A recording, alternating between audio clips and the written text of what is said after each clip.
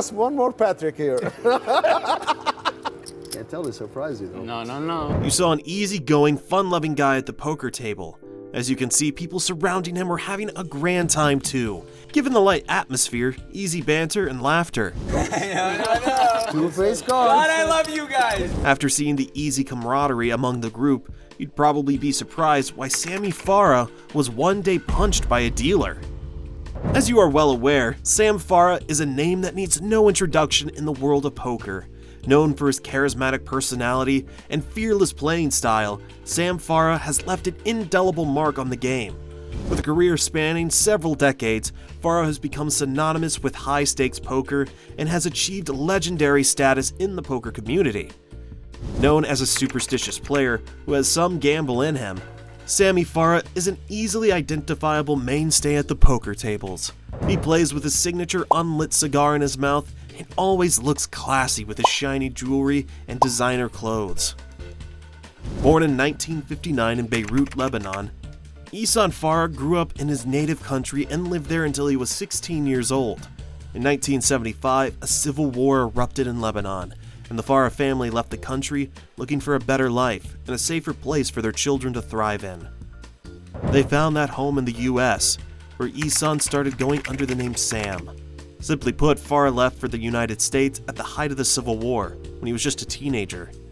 Even before the move, though, he was already considered a game specialist early on, and excelled in pool, Pac-Man, and pinball. He made money in all three of these games, once playing a single game of Pac-Man for $5,000. His skill at pinball even garnered him the cover of a Lebanese magazine.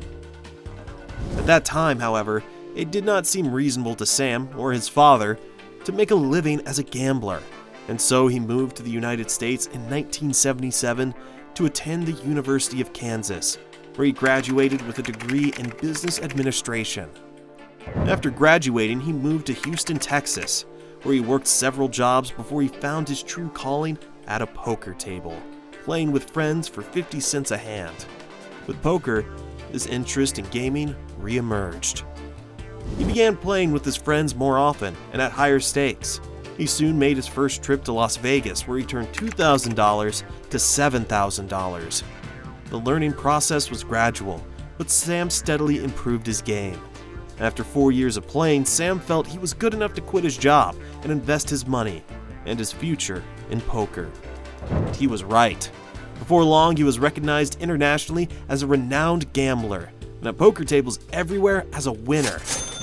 But it was the 2003 WSOP that truly put Sammy Farha on the poker map, when he actively participated in one of the biggest poker events of all time. Up to 2003, the $10,000 WSOP main event was traditionally an event won by poker professionals who were out in great numbers once again. As the main event went deep, the likes of Phil Ivey, Dan Harrington, and Sammy Farha were all still in the game. While many look back fondly to the 2003 World Series of Poker main event, as it kick-started the poker boom that stretched throughout the 2000s, with Chris Moneymaker as a messianic figurehead of this new card-playing revolution. Houston's Sammy Farha played a big role in the significance of that final table. Not that the 2003 runner-up finish was necessarily the capper to Farha's poker career. Even before that epic main event, he had won a bracelet in 1996 in a 2,500 pot limit Omaha tournament for $145,000. He later added 2 more bracelets in the 5,000 Omaha high-low in 2006 for $398,560, and the $10,000 Omaha high-low 8 or better championship in 2010 for $488,241.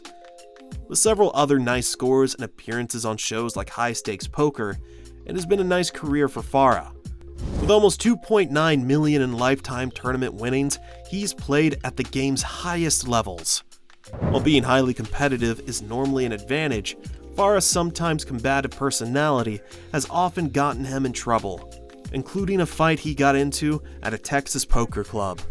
In 2021, the old-school grinder was reportedly involved in a physical altercation at Legends Poker Room in Houston, Texas. It was a heads-up match, so to speak, and it didn't appear like he won. Rumors of the incident started on the A prominent Houston Poker Live Facebook page at the time.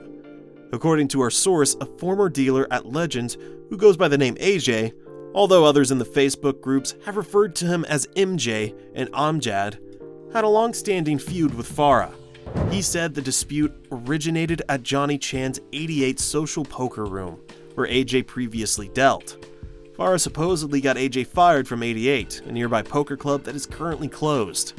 However, that feud took a turn for the worse when one particular night, when AJ had enough of Farha's lipping off, the same source said that AJ slapped Farha on the cheek and then shoved him into the wall screaming, "I'm from Detroit, bitch, we don't play around." It was also reported that management and other players stepped in between them in an attempt to break up the fight.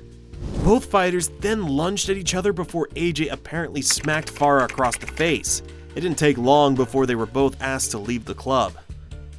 According to a Legends dealer, AJ got himself fired for mouthing off to Sammy, even though Sammy was being a douche as always.